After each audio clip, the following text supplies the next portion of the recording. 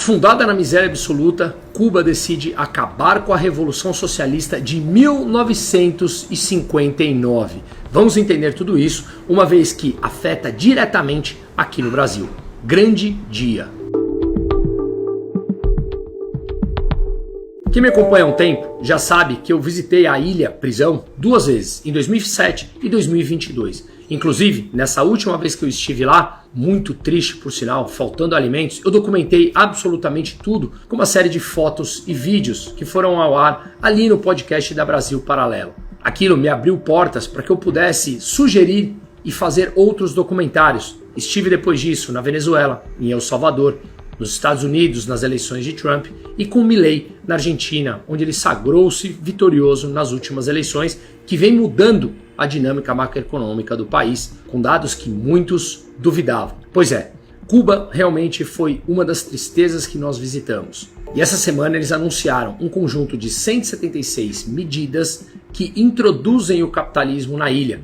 E textualmente, Miguel Díaz-Canel, o presidente cubano, disse que o socialismo leva ao fracasso e à pobreza na atividade econômica. Pois é, ele disse isso textualmente.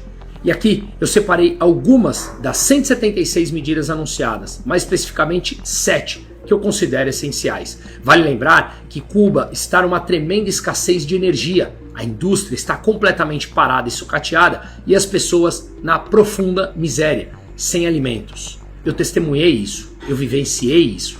Mas mesmo assim, as pessoas te recepcionam super bem, com um sorriso no rosto. Por isso, estou aqui na torcida por Cuba. E pedimos aqui do Brasil também que cada um possa torcer pela gente, para extirparmos o PT do poder. Uma vez que, desde o início da Revolução Cubana, Luiz Inácio Lula da Silva sempre apoiou cada um desses líderes. Sempre. Ele inclusive ajudou a formar o Foro de São Paulo nos anos 90. Nunca escondeu o seu apoio por regimes autoritários socialistas comunistas e a sua devoção pela causa. E vale lembrar que dos 25 anos desse século, 20 anos são comandadas por essa pessoa, Luiz Inácio Lula da Silva. Portanto, na torcida de Cuba, vamos falar aqui das 7 principais medidas que foram anunciadas que podem começar a mudar o destino dessa ilha. A primeira delas é que estão autorizados a operar bancos privados, inclusive criptomoedas, na ilha. Não apenas operar, como eles podem agora ceder crédito, tanto para a pessoa física como para a pessoa jurídica. E mais, as pessoas podem legalmente deter criptomoedas, inclusive blockchain. Estamos falando de um Estado marxista-leninista permitindo o uso de criptomoedas, ou seja, sistemas de blockchain completamente descentralizados que não passam pela mão do Estado de maneira legalizada. Percebam como eles precisaram assumir, de fato, que o socialismo é realmente um fracasso. Eles já vinham se empobrecendo ano após ano. No começo, tudo parece uma beleza. Chegou em 2026 já na profunda miséria, com falta de alimentos, com a pressão feita por Donald Trump, justamente eles acabaram estrangulando por completo um regime que, ao longo dos anos, matou crianças, colocou pessoas na doença, em que não há insumos básicos para medicamentos, para hospitais. Portanto, eles precisam ser erradicados para o bem dos cubanos. Repito, um povo tão simpático e animado que nos recepciona super bem.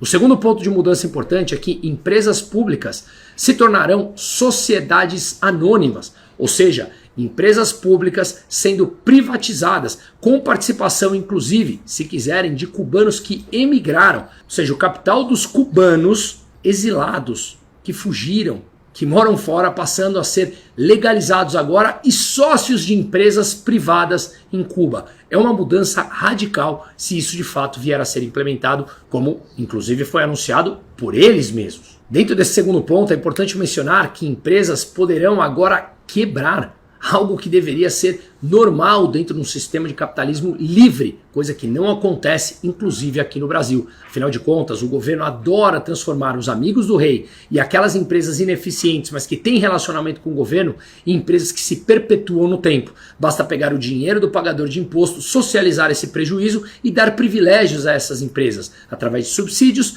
créditos ou até mesmo subvenções. Ou seja, você é ineficiente, não consegue vender abaixo do seu preço de custo ou ser competitivo como seu concorrente ou concorrente estrangeiro, toma dinheiro do pagador de imposto, vende a preços mais baixos, tira o teu imposto, mas do teu concorrente não. Ou seja, um capitalismo perverso que se chama capitalismo de Estado. E muitos acabam culpando o capitalismo sem perceber que não estamos vivendo nesse sistema, uma vez que há uma intromissão e uma intervenção do Estado por completa. Pois bem, agora em Cuba as empresas poderão quebrar. Significa que não mais será usado o dinheiro do pagador de imposto para gerar subsídios para manter essas empresas ineficientes funcionando. Um ponto importante a ser colocado é que as pessoas acreditam que a economia é um mecanismo de distribuição, mas não é, ela é um mecanismo de cooperação, ou seja, são milhões e infinitos agentes econômicos no mundo todo tomando milhões e infinitas decisões constantemente,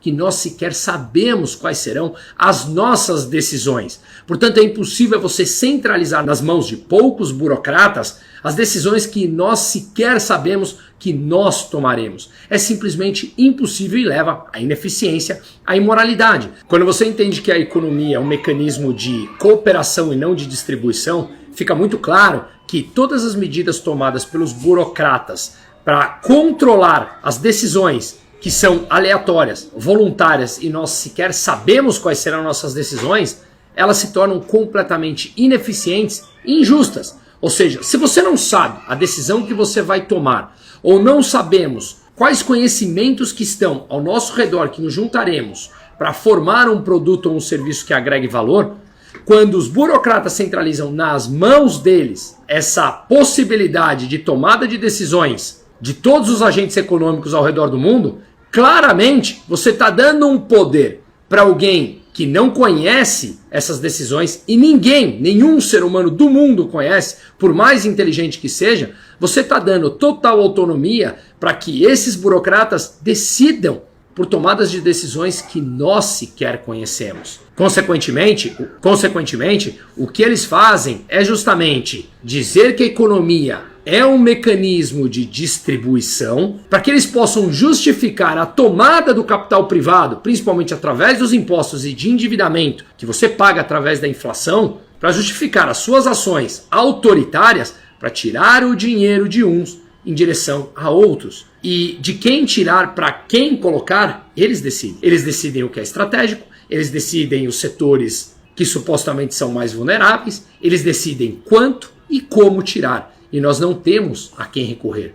Pois é, no momento em que eles param de fazer esse tipo de intervenção, as empresas que recebem dinheiro através de subsídios ou créditos da socialização do prejuízo, porque o governo pega o dinheiro de todos os pagadores de impostos e direcionam a um grupo de empresas que são grupos de amigos deles, no momento em que essas empresas param de receber esses favores, e aqui no Brasil acontece isso, se elas não conseguem produzir a preços competitivos, elas simplesmente quebram. Mas num sistema socialista ou socializado, o governo pega mais dinheiro e distribui para os seus amigos. O que acontecerá em Cuba agora é que eles poderão quebrar, ou seja, não mais poderão receber dinheiro do pagador de imposto. Ou seja, quem faz bem sobrevive e quem não faz, quebra.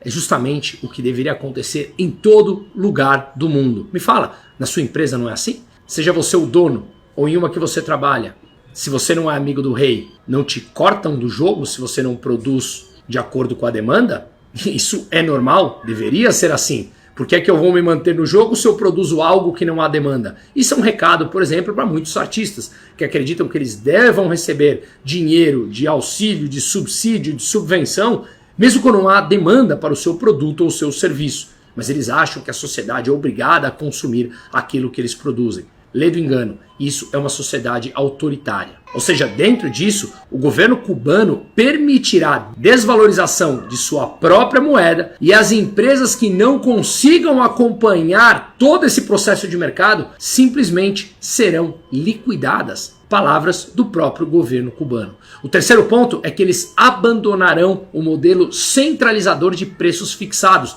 Não mais se controla preço. Eles estão atrasados mais ou menos 60 anos nesse processo, mas antes tarde do que nunca. Os preços, portanto, serão estabelecidos pelo mercado, como eu acabei de explicar, num mecanismo de cooperação de decisões aleatórias dos milhões de consumidores. E a resposta disso é o preço de um produto, mais alto ou mais baixo.